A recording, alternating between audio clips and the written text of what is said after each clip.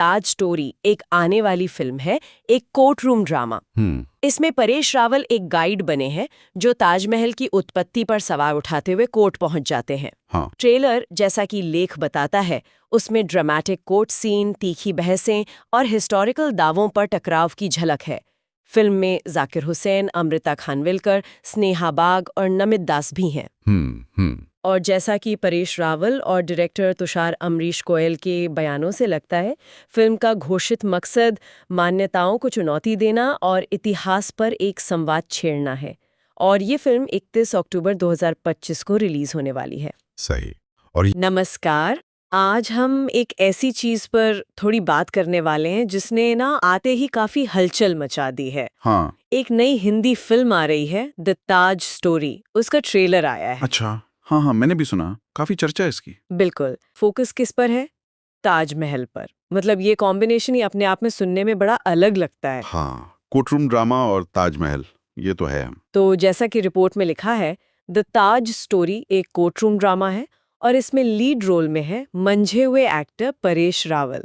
Film को लिखा और डायरेक्ट किया है तुषार अमरीश गोयल ने। तो मतलब बेसिक टीम का पता चल गया है। हाँ, तो सेटअप क्लियर है, एक गंभीर विषय को नाटकीय ढंग से पेश करने की कोशिश लगती है। हाँ, और रिपोर्ट के हिसाब से ना फिल्म का जो सेंट्रल आइडिया है वो ताजमहल की उत्पत्ति, मतलब उसके ओरिजिन को खोजना है। अच्छा। लेख बताता है कि कहानी में इतिहास, पर्सनल बिलीफ और सच की तलाश, ये सब मिले जुले हैं।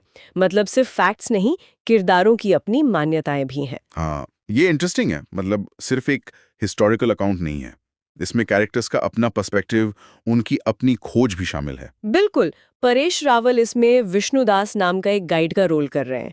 और रिपोर्ट कहती है कि ताजमहल को लेकर उनकी जो जिज्ञासा है वो इतनी बढ़ जाती है कि वो इसे एक लीगल बैटल, एक कानूनी लड़ाई बना देते हैं। ये मांग करता है कि स्मारक का डीएनए टेस्ट कराया जाए। क्या? डीएनए टेस्ट इमारत का? हाँ, उनका तर्क ये है कि इससे पता चलेगा कि ये असल में मंदिर है या मकबरा। ये आइडिया ही इतना मतलब ड्रामेटिक है कि फौरन लोगों ने नोटिस किया है इसे। बिल्कुल बिल्कुल, ये आधार ही मतलब काफी उत्सुकता जगाता है। एक फिल्म जो एक पुराने रहकर उठने वाले हिस्टोरिकल विवाद को कोर्टरूम ड्रामा के फॉर्मेट में ला रही है। सही। लेख में जिक्र है कि ट्रेलर में अदालत की तनाव भरी बहसों की झलकियां हैं। हाँ। खासतौर पर परेश रावल और जाकिर हुसैन के किरदारों के बीच का टकराव। अच्छा, जाकिर हुसैन भी है? हाँ, और ये टकराव सिर्फ किरदारों का नहीं लगता, बल्कि जैसे अलग अलग हिस्टोरिकल नजरियों का टकराव हो। रिपोर्ट इसी तरफ इशारा कर रही है। पब्लिक डिस्कोर्स पर, मतलब आम बहस पर क्या असर डालेगी, ये देखना दिलचस्प होगा।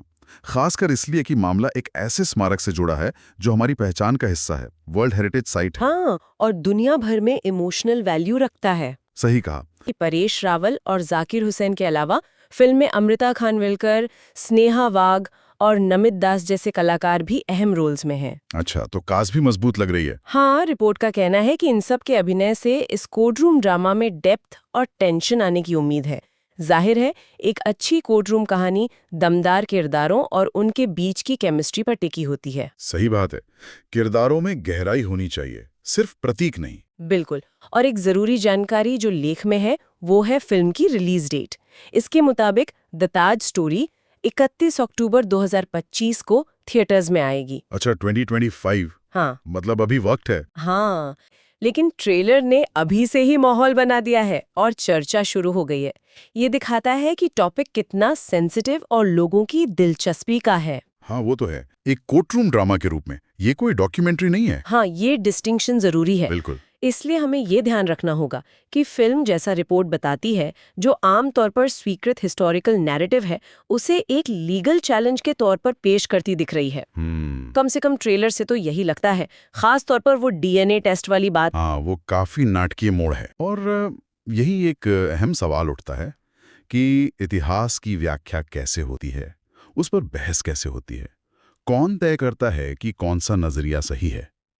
खासकर जब मामला ऐसे स्मारकों से जुड़ा हो जो नेशनल पहचान, कल्चरल प्राइड और गहरे इमोशनल जुड़ाव का प्रतीक बन चुके हों। सही। हो सकता है कि फिल्म का मकसद, जैसा कि डायरेक्टर और एक्टर के बयानों से लगता है, दर्शकों को हिस्ट्री राइटिंग और उसकी व्याख्या की इस पूरी प्रक्रिया पर सोचने के लिए उकसाना हो। मतलब जवाब देने के बजाय सवाल खड़े करना। हाँ, शायद।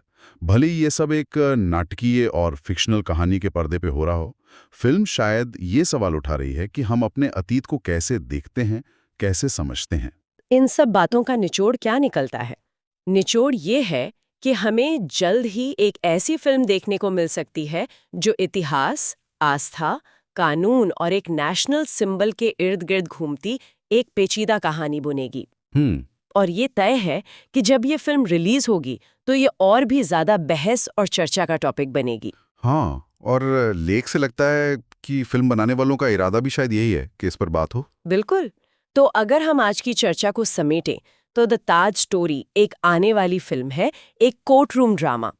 इसमें परेश रावल एक गाइड बने हैं जो ताजमहल की उत्पत्ति पर सवाल उठाते हुए कोर्ट पहुंच जाते हैं। हाँ। ट्रेलर, जैसा कि लेख बताता है, उसमें ड्रामेटिक कोर्ट सीन, तीखी बहसें और हिस्टोरिकल दावों पर टकराव की झलक है। फिल्म में जाकिर हुसैन, अमृता खानविलकर, स्नेहा बाग और नमित दास भी हैं। और जैसा कि परेश रावल और डायरेक्टर तुषार अमरीश गोयल के बयानों से लगता है, फिल्म का घोषित मकसद मान्यताओं को चुनौती देना और इतिहास पर एक संवाद छेड़ना है। और ये फिल्म 31 अक्टूबर 2025 को रिलीज होने वाली है। सही। और यहाँ एक विचार है जिस पर शायद और सोचा जा सकता है। बताइए। इस फिल्म में जो स्पेसिफिक हिस्टोरिकल बहस दिखाई जा रही है, उससे थोड़ा हटके सोचें।